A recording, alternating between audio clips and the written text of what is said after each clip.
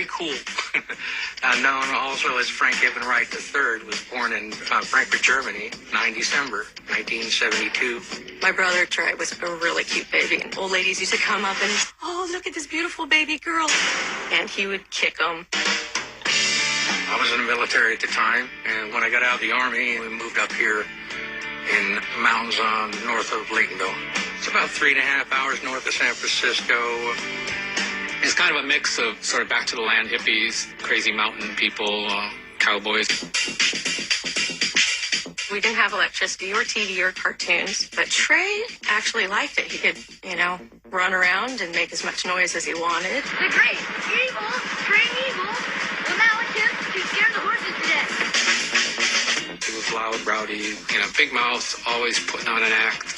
You come up to somebody on Fifth Avenue and you say, hello, Chop, yo, babes. He was a handful. Larry Livermore was our neighbor up on the mountain. When I was a kid, I always thought of him as this wild kind of punk rock guy. I was trying to have a punk rock band, so I needed a drummer. There was a lot of musicians there, but they were mostly hippie musicians, and they hated the kind of music we were trying to play. So I figured the only way was to get one of the kids that just didn't really have any preconceptions. He needed a drummer really bad, so he said, hey, kid, how about these? As soon as he got on the drums, he just took off. Trey was only 11 or 12 years old at the time.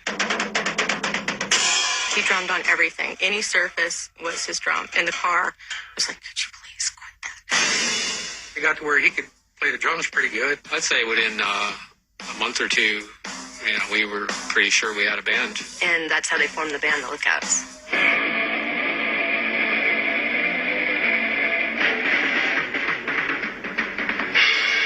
Oh, you remember this for the rest of your life. We were a punk rock band, and we all had to have punk names. And Trey Cool was as obvious, it seemed to me. I had a little bit of French, so why not? He loved it. Oh, he thought, I'm a rock star now. Once Trey got into high school, he was pretty serious about his drums. I could tell he had something going for him that was really special. He had the talent. He had the will to want to do it. And he wanted to get out of school a little early and start music and move away. I understood it right away, and so did his mother, that if he was going to make music a career, he had to leave this little town. They realized there was no point in sticking it out for graduation. He knew he wasn't going to really do college as far as being an accountant. I mean, what would he possibly do other than drums? Trey dropped out early, and then from there went straight to Berkeley.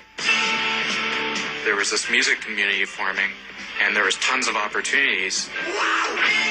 Trey just kind of started getting to know everybody. He was just the most outgoing human being you can imagine. Really the class clown of the punk scene. Trey had met Billy and Mike at Gilman and hung out with them a while. They were looking for a drummer at the time, and Trey just happened to be at the right place at the right time. Trey was just such a great drummer and so perfectly fit with those guys. Like a glove. When Trey came on, he took him to the next level. I kind of knew at that point there was no chance that the Lookouts were going to keep going. Trey Cool. He was loud. He was obnoxious. He was crude. He was insulting. He insulted women. He insulted men.